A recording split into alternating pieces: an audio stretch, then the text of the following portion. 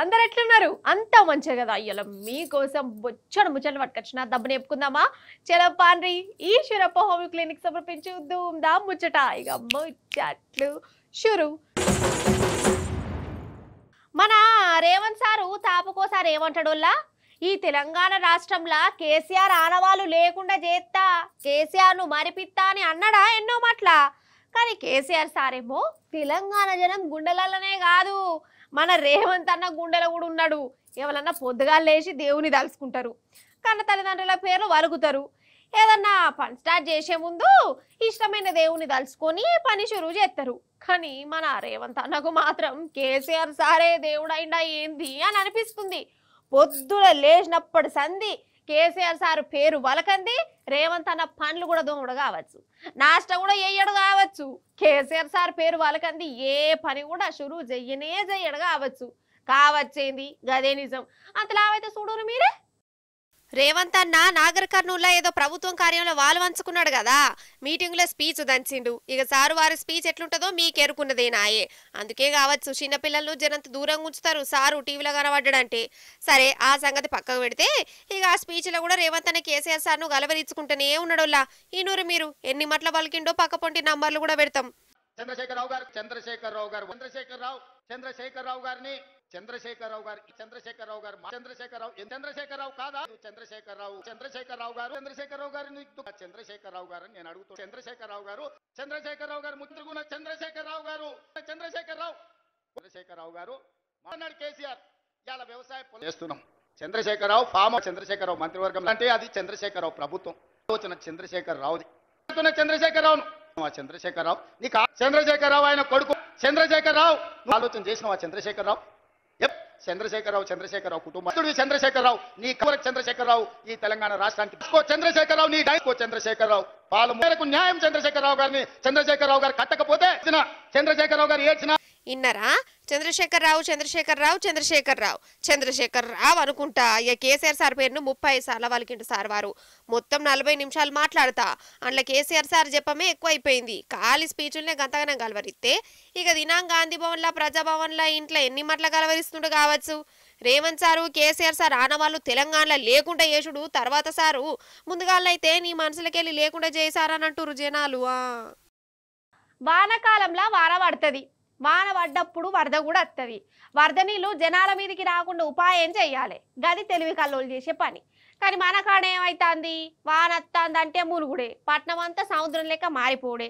అసలు హైదరాబాద్ పట్నంలో సముద్రం ఉన్నదా, లేకుంటే ఏదో దేశం లెక్క సముద్రంలోనే హైదరాబాద్ పట్నం ఉన్నదా ఏంది అని చాలా మందికి అనుమానం కూడా ఒట్టింది. అంటే మన పట్నం గట్లయిపోయింది. చూడురి, ఒక వారకు మన హైదరాబాద్ పట్నం ఎట్లా ఆగమాగమైందో మీరే చూడురి. మన పట్నంలో వాన కష్టాలు చూడురి మీరే కండ్లారా.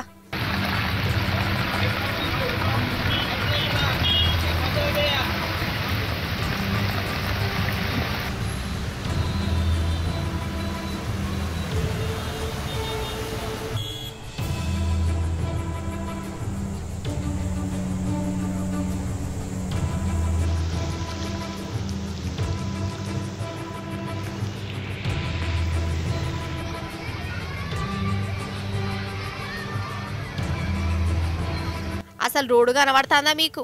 హైదరాబాద్ పట్టణాన్ని నీళ్ళల్లా కొత్త గట్టిరా ఏంది అని బయట దేశపోడు అనుకుంటాడు కావచ్చు. ఇదంతా చూసి గట్లున్నది కాదా? రోడ్ ఏంది, హైదరాబాద్ నడి సెంటర్లో రోడ్డు మీద జనం బోట్లు వేసుకొని పోయిర్రు. ఇండ్లకు వరద, రోడ్ల మీద వరద, ఏడ చూడు వరద నీళ్ళే.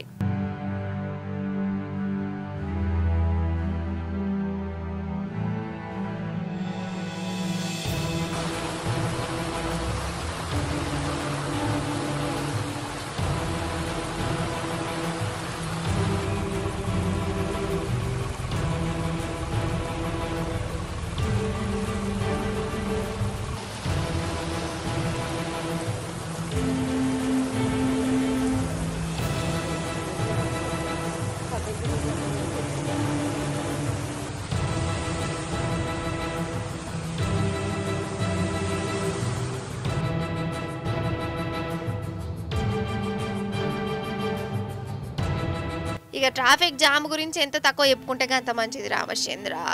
1 కిలోమీటర్ దూరం పోయేదందుకు 2-3 గంటలు పట్టిందట. అసలు బండ్లు ముంగడి గదులుడే లేదు. పొద్దుమీకి బయటికి వెళ్తే నడియం రాత్రి ఇండ్లకు చేరిరట. ఇంకొందరు అయితే రోడ్డు మీదనే బండ్లను కార్లను ఇడిచిపెట్టి ఇటు తవ్వ పట్టిరు. కొన్ని కార్లు అయితే కొట్టుకపోయినాయి, లారీలు బోల్తా పడ్డాయి. ఇక ఈ ట్రాఫిక్ తోని ఇళ్లకు పోడు కాని పని అని జనం రీలు కూడా తీసుకున్నారు. మన సర్కార్ పనితనాన్ని రీలు చేసి చూయించిర్రు.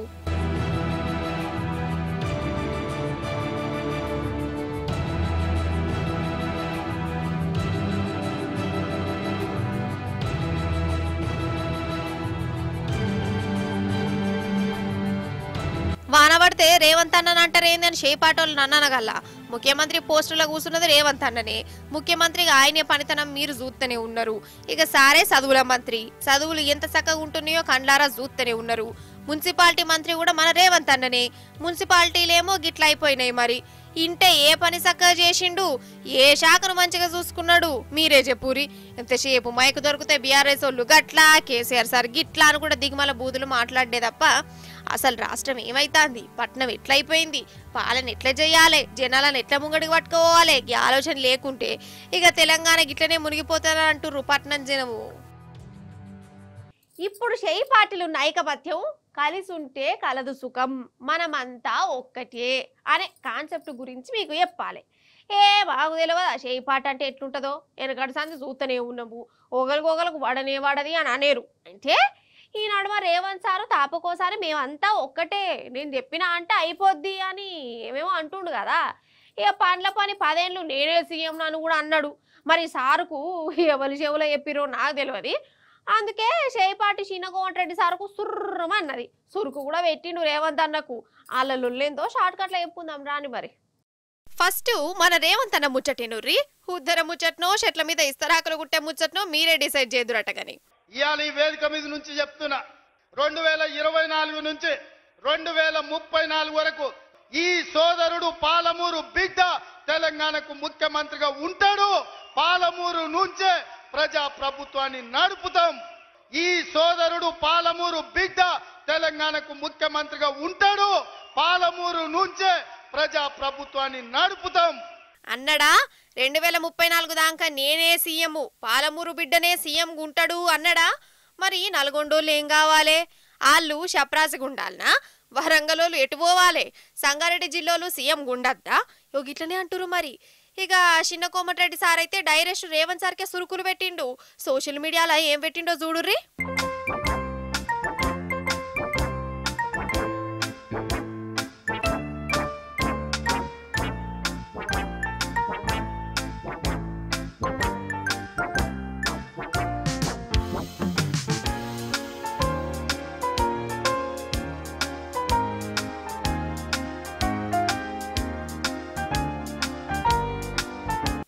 రేవంత్ అన్న చేసేది తరికనే కాదు, గట్లెట్లా 10 ఏళ్ళు నేనే సీఎం అని అనుకుంటాడు.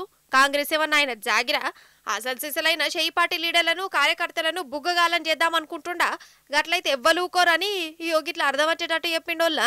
రాజగోపాల్ రెడ్డి సారన్న బయటికి సోషల్ మీడియాలో గక్కిండు గాని కడమ మంత్రులు, ఎమ్మెల్యేలు, ఫస్ట్ సంధి షెయి పార్టీలో ఉన్న సీనియర్ లీడర్లు మాత్రం రేవంత్ అన్న మాటలకు కుత ఉడికిపోతురట.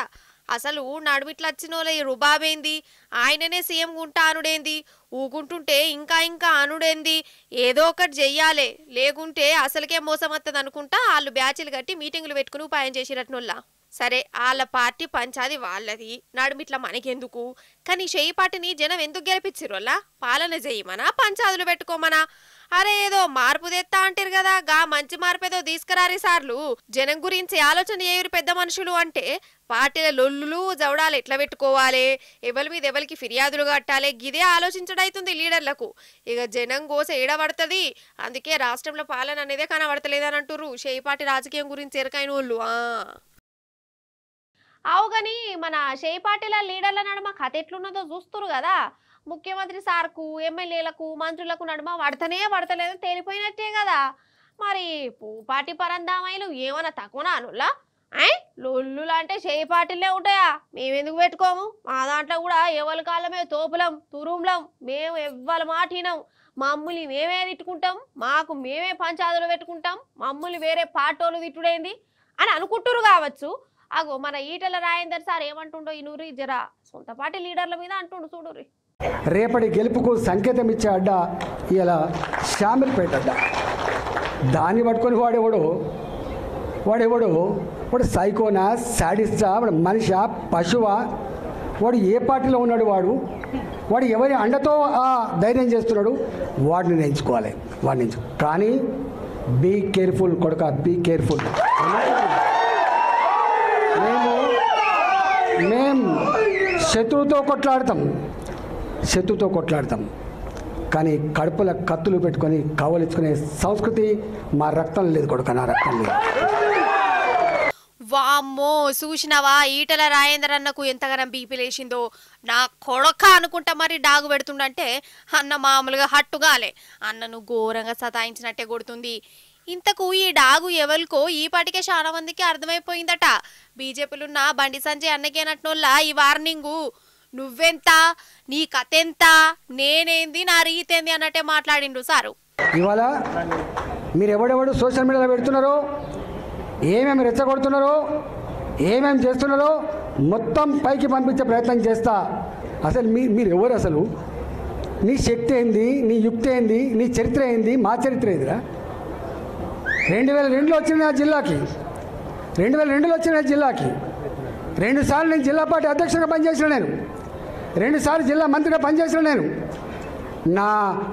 నా అడుగు పడని గ్రామాలు లేవు కరీంనగర్ జిల్లాలో. ఇవాళ నేను 2 సార్లు 40 ఫ్లోర్ లేదని చెప్తున్నా అంటే నాకు తెలియని జిల్లా ఉంటుందా? నేను పోని మండలం ఉంటుందా? నేను మాట్లాడినటువంటి జాతులు ఉంటాయా? మీకు మా చరిత్ర తక్కువ తెలుసుకోడు, మీ చరిత్ర మీకు తక్కువ తెలుసు.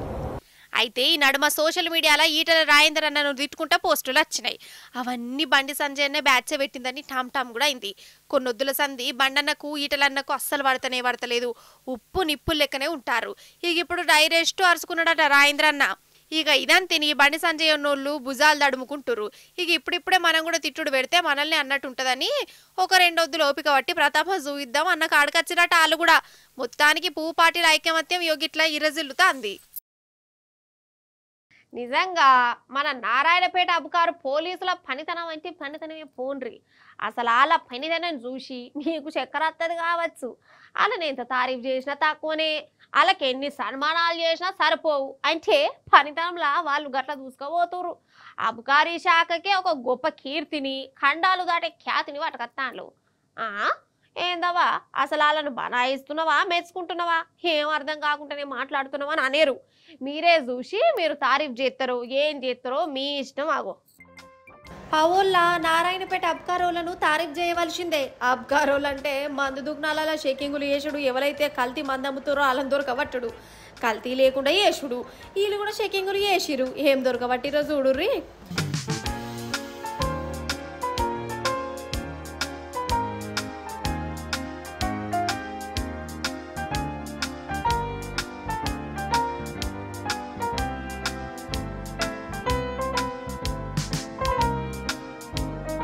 చూసినవా టెట్రా ప్యాకెట్లు, అవి కల్తీయేనట. చెకింగ్లను 8 మంది పోలీసులు పోయి 13 టెట్రా ప్యాకెట్లను దొరకబట్టి ఇది మా పనితనము, మేమంటే హడలు అన్నట్టు ఇట్లా ఫోటో కూడా దిగిరోళ్ళ. సరే, టెట్రాలైనా గిట్రాలైనా కల్తీ దొరకబట్టవలసింది.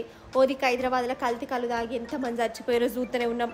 నారాయణపేటలో ఈ కల్తీ కళ్ళు దుకాణాలు బొచ్చెడున్నాయి. ఈ కళ్ళు పారుతూనే ఉన్నది. ఫస్ట్ వాటి సంగతి చూడాలన్నా, కానీ అటు ముఖాన పోతలేరట. ఏవిసార్లు షెకింగ్లను ఇక్కడ జనం డిమాండ్లు ఎత్తే షెకింగ్ అనుకుంటా టెట్రా ప్యాకెట్ల సంగతి చూసిరు. గదన్నట్టు ముచ్చట ఏదో ఒకటి పట్టు నకిలీ అయితే దొరకబట్టిరు కదా. మరి షెబ్బాష్ అయితే అనూరి, కానీ ఆ ప్యాకెట్ల ముందే ఏమన్నా నిలబడ్డారు అబ్కారోళ్ళు. సార్లు మీరు ఇవి దొరకబట్టుడే కాదు సారు, జర కల్తీ కళ్ళు నకిలీ మందు కూడా బాగా వారుతుందట మీ దిక్కు, కోవిడ్ సంగతి కూడా చూడరు సార్లు. ఈశ్వరప్ప హోమియో క్లినిక్ సమర్పించు ధూమ్ దా ముచ్చట. ఎగ్గివ్వలా గెల్టి ధూమ్ దా ముచ్చట్లు మంచిగున్నాయి కదా, మస్తు అనిపించినాయి కదా. మళ్ళీ వచ్చినప్పుడు ఇంకిన్ని మస్తు ముచ్చట్లు పట్టుకొస్తా. అప్పటిదాకా ఏం చేస్తారు, చూస్తూనే ఉండాలి మరి టీ న్యూస్. బాయ్ బాయ్, నమస్తే. నువ్వు అయ్యత్తా.